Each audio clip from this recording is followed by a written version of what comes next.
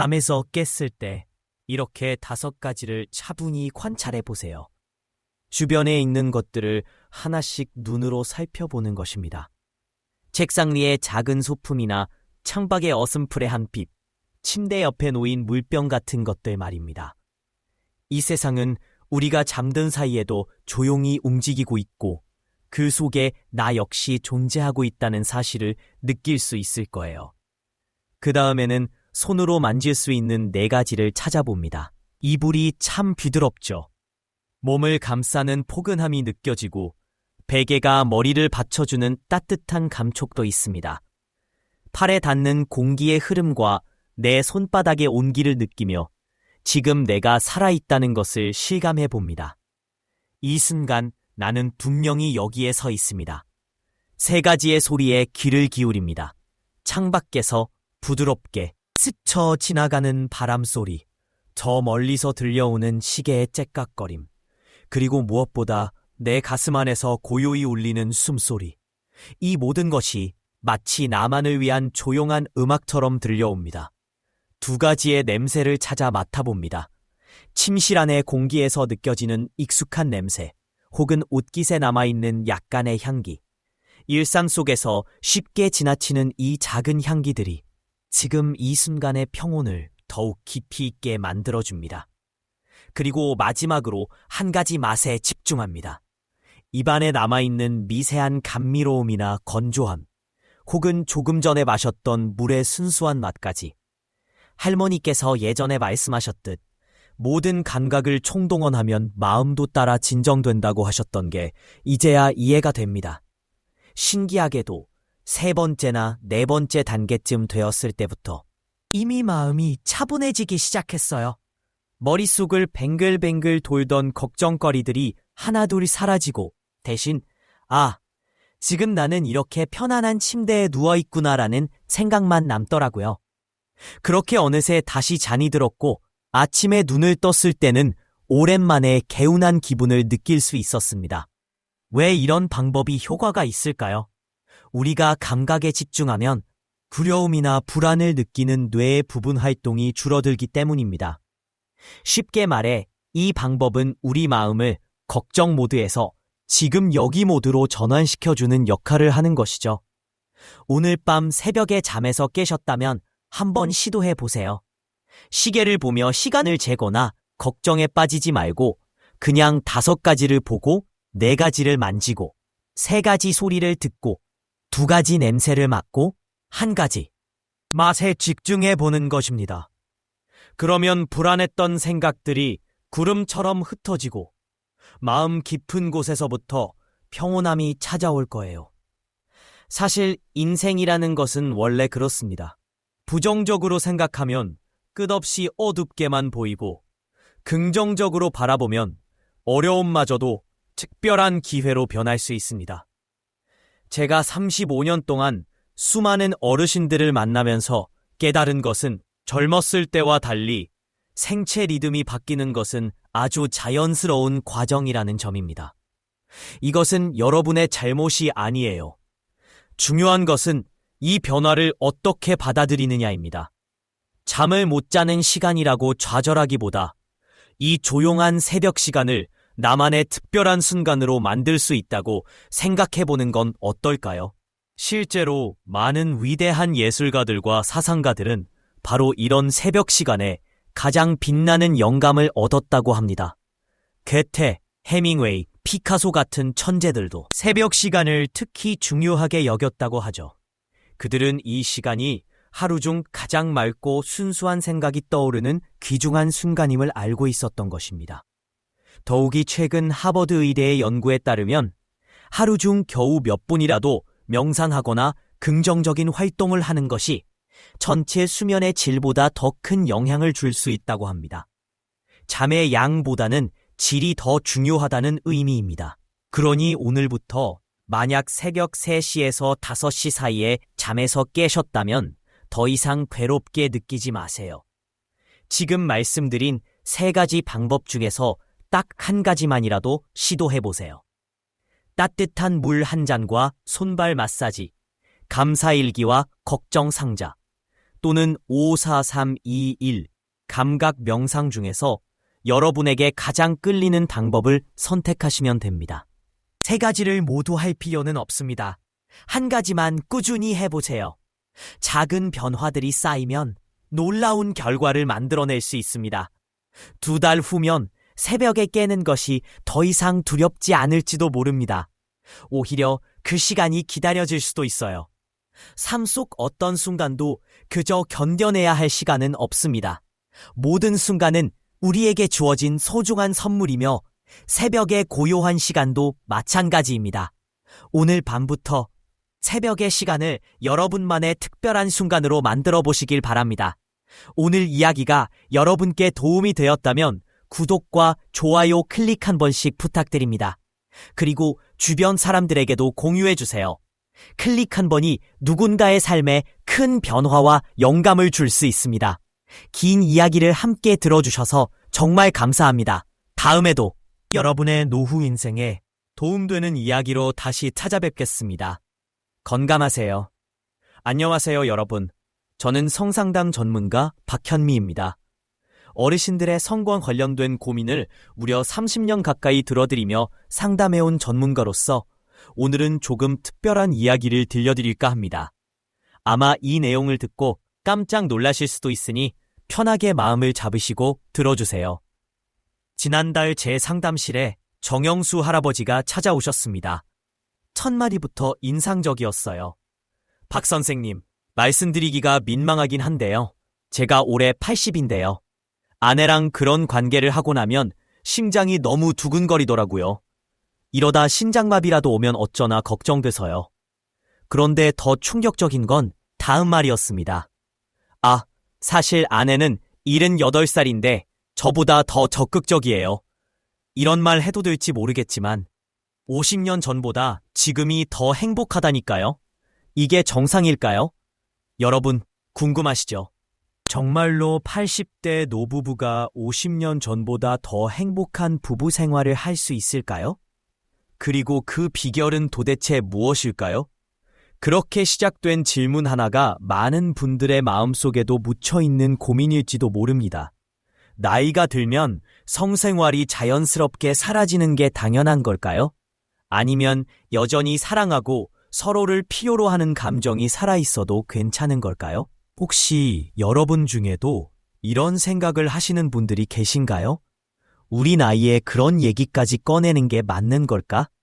하지만 현실은 다릅니다. 실제로 많은 어르신들이 이와 비슷한 고민을 안고 상담실을 찾아옵니다. 예를 들어 지난주에는 76세 김영수 할아버지께서 제 상담실 문을 살짝 열고 고개만 내밀며 주변을 둘러보셨습니다.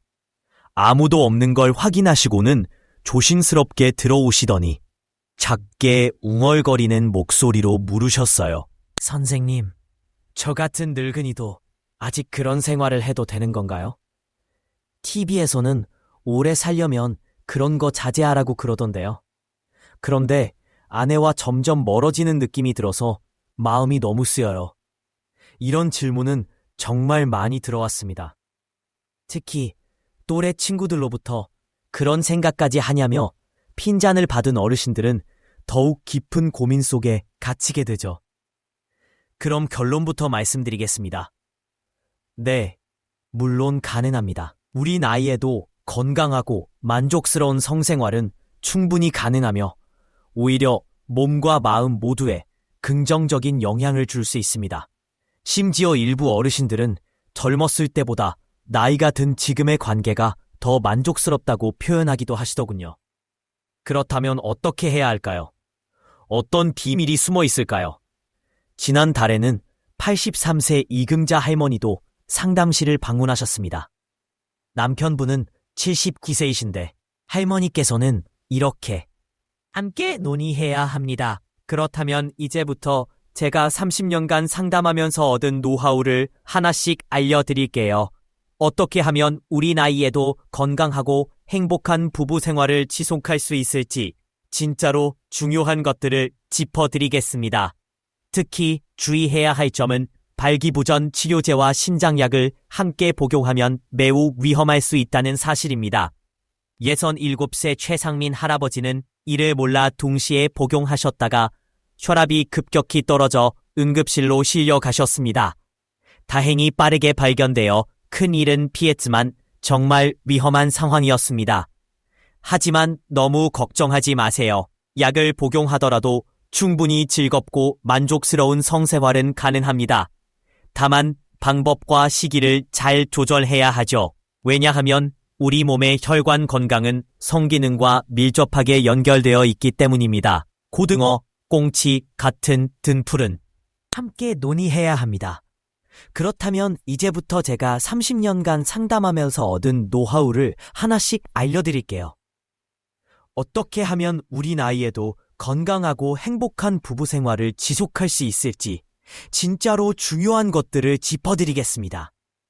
특히 주의해야 할 점은 발기부전 치료제와 심장약을 함께 복용하면 매우 위험할 수 있다는 사실입니다. 68세 최상민 할아버지는 이를 몰라 두 약물을 동시에 복용하셨다가 응급실로 실려가셨습니다. 다행히 빠르게 발견되어 큰 일은 피했지만 정말 위험한 상황이었습니다. 하지만 너무 걱정하지 마세요. 약을 복용하더라도 충분히 즐겁고 만족스러운 성생활은 가능합니다. 다만 방법과 시기를 잘 조절해야 하죠. 첫째, 식생활이 매우 중요합니다. 왜냐하면 우리 생선은 혈관 건강에 아주 좋은 음식입니다. 일주일에 2번만 섭취해도 효과가 있다고 해요. 실제로 65세 김순자 할머니는 일주일에 2번 고등어를 드시고 매일 아침 호두와 아몬드를 한 줌씩 드셨습니다. 6개월 후 건강검진 결과 콜레스테롤 수치가 정상으로 돌아왔다고 하시더군요. 그리고 무엇보다 남편과의 관계도 훨씬 더 편안하고 따뜻해졌다고 수줍어하면서 말씀하셨어요. 반면 피해야 할 음식도 있습니다. 과도한 술은 남성의 남성 호르몬 생성을 방해할 수 있고 여성의 경우에도 성욕을 감소시키는 원인이 될 수 있어요. 78세 이주원 할아버지는 매일 소주 한 병을 드셨는데 제가 한 달만 참아보라고 권해드렸죠. 그랬더니 정말 놀라운 변화가 있었다고 하시더군요. 박 선생님, 정말 신기해요. 술을 끊고 한 달 됐는데 아침에 일어나면 그것이 예전처럼 단단해졌어요. 아내도 웃음이 많아졌다고 하네요. 또한 과자나 빵, 달달한 음료는 혈당을 급격히 올려 성기능에 좋지 않은 영향을 줄 수 있습니다. 하지만 요즘 우리 어르신들 사이에서 인기 있는 음식 중 하나인 복분자에 꿀을 타서 드시는 건 어떨까요? 75세 이만수 할아버지는 6개월 동안 매일 아침 복분자에 꿀 한 숟가락을 타서 드셨다고 합니다. 그러더니 아침 기상 후 몸의 활기가 달라졌다고 하시더군요. 복분자에는 항산화 성분이 풍부해서 혈관 건강에 도움이 될 수 있어요. 단 당뇨가 있으신 분들은 꿀의 양을 조절하거나 의사와 상담하는 것이 좋습니다. 모든 좋은 것도 자신의 건강 상태에 맞게 조절해서 먹는 것이 중요하죠. 대신 현미밥, 통밀빵 같은 통곡물을 추천드립니다. 식이섬유가 공부해서 혈당 조절에도 도움이 되고 포만감도 오래 유지되죠. 아침에는 단백질과 통곡물로 든든하게, 점심에는 다양한 채소와 생선이나 살코기를 중심으로, 저녁에는 가볍게 드시는 것이 좋아요. 특히 저녁 식사 직후 바로 눕지 마시고 30분 정도 가볍게 산책하시면 소화에도 도움이 되고 혈액순환에도 좋습니다.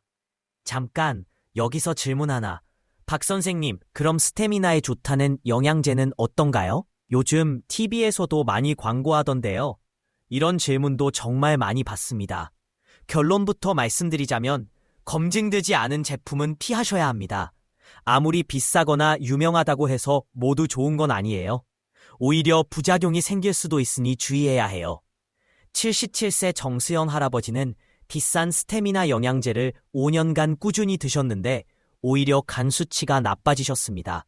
이런 영양제는 반드시 의사와 상담, 걷기 시작하니까 아내랑 대화도 늘고 몸도 가벼워지고 그렇게 하다 보니 그때그때의 느낌도 조금씩 살아났어요. 이렇듯 나이가 들어도 건강한 부부 생활은 얼마든지 가능합니다. 중요한 건 함께라는 마음입니다. 서로를 배려하고 이해하며 함께 노력하는 그 자체가 가장 큰 비결이에요. 무료 구독 버튼을 누르고 종 모양 알림 설정을 해주시면 다음 이야기도 놓치지 않고 들으실 수 있습니다. 돈 한 푼 안 들이고 우리 나이의 행복을 함께 찾아가는 시간이 되었으면 좋겠습니다. 오늘도 함께 해주셔서 감사합니다. 다음 이야기에서 다시 만나요. 걷기 시작하니까 아내랑 대화도 늘고 몸도 가벼워지고 그렇게 하다 보니 그때그때의 느낌도 조금씩 살아났어요.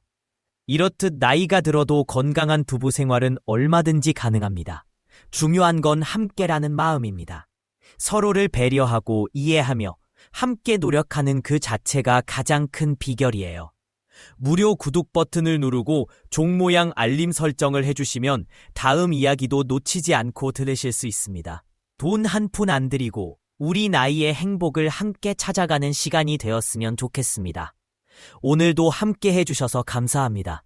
다음 이야기에서 다시 만나요.